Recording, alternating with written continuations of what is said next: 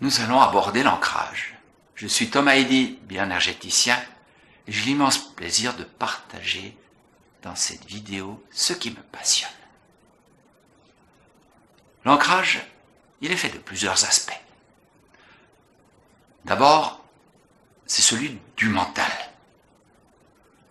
Le mental, quand il est bien focalisé, on dira il est présent.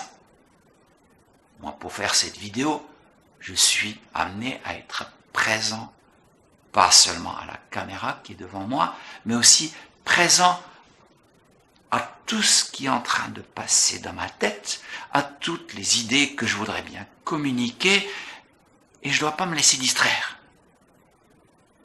C'est pas évident du tout. Et en plus, il y a un déroulement.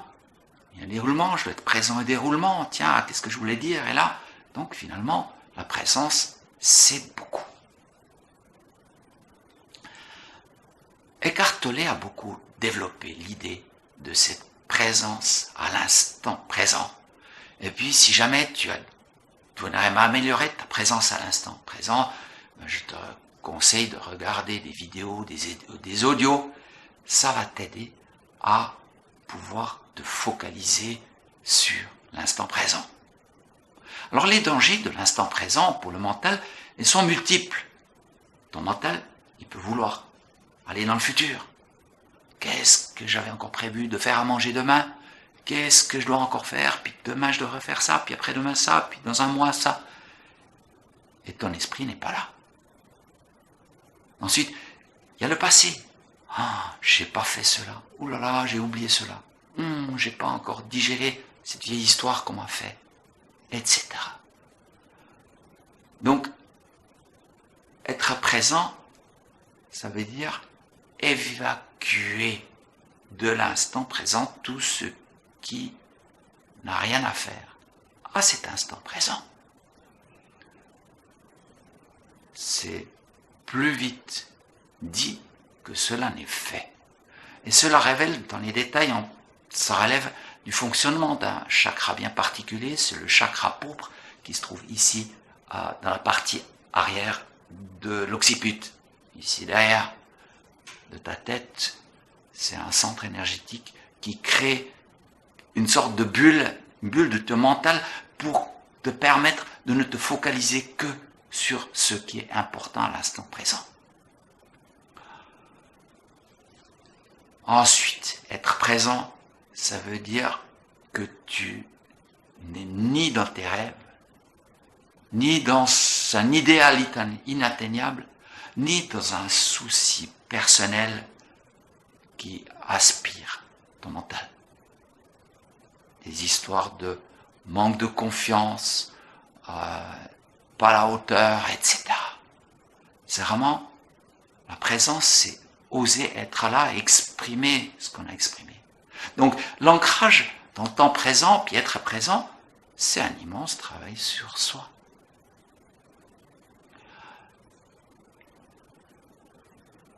Maintenant que nous avons regardé ça, il y a un immense autre aspect à l'ancrage.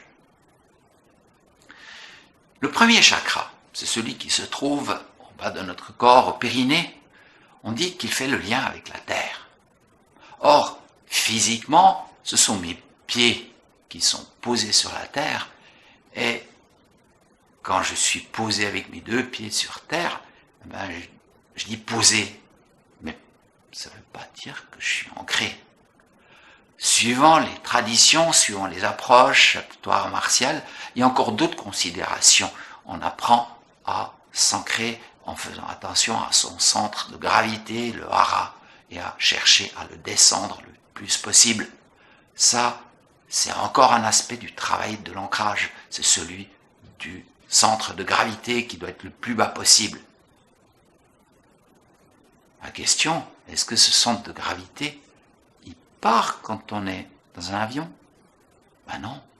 Moi, je peux être parfaitement posé, ancré, en volant à des milliers de mètres au-dessus de la mer, du niveau de la terre. Je peux aussi être ancré dans un bateau, je peux aussi être ancré dans une montgolfière. Donc c'est pas ça.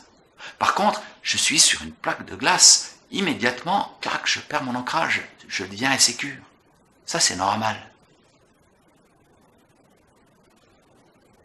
Mais alors, qu'est-ce qui s'exprime à travers une difficulté d'être ancré, d'être posé profondément sur le sol, bien posé?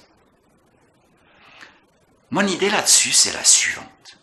C'est que, ici en haut, au niveau du 7e chakra, nous nous ancrons dans une réalité spirituelle. Et c'est pas une question de croyance. Une croyance, quelle est la croyance à propos du monde spirituel qui fait que je suis ancré dans un monde spirituel ou non? Pour le premier chakra, ce n'est pas différent. Simplement, au lieu de m'ancrer dans une réalité spirituelle, mon premier chakra s'ancre dans la réalité matérielle. Mais comment je peux faire confiance à la matière? Je vais te faire un petit schéma. À l'origine, il y avait le 1. Et il s'est divisé. Il s'est divisé en 2 parties. La première, c'est le divin du haut.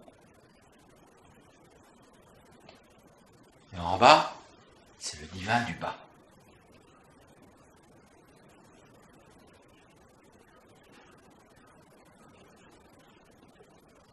Ce divin du bas, nous pouvons aussi l'appeler le sacré.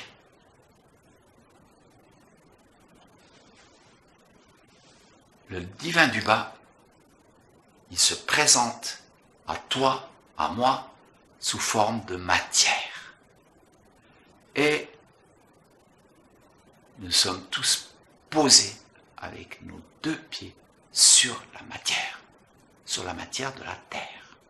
Mais pas seulement, nous sommes aussi posés dans la matière de notre corps. Et le terme de sacré traduit le mieux cette idée-là. Ici, c'est clair, le divin d'en haut, c'est les anges, c'est le monde angélique. Et puis le monde ici en bas, c'est le monde de la matière. Et puis, quand tu sais que ce monde trouve son origine dans l'unité divine, le monde matériel n'est pas moins divin que le monde divin, angélique. S'ancrer dans la matière, c'est concevoir profondément que, à travers la matière, s'exprime le divin. Ce n'est pas forcément évident de le faire suivant les mémoires que tu trimbales, suivant ce qui t'est arrivé dans tes incarnations antérieures, bien du passé. Tu peux avoir vécu des aspects difficiles en ce qui concerne ta manière d'être posé sur la terre sacrée. Et si vraiment tu as la peine, il faudra essayer de nettoyer un peu ces histoires passées qui t'empêchent d'accepter pleinement que la terre est sacrée. Et il y a encore autre chose dans cet ancrage. C'est que tu pourrais dire que ton esprit, ton âme, il rentre dans le corps comme un gant.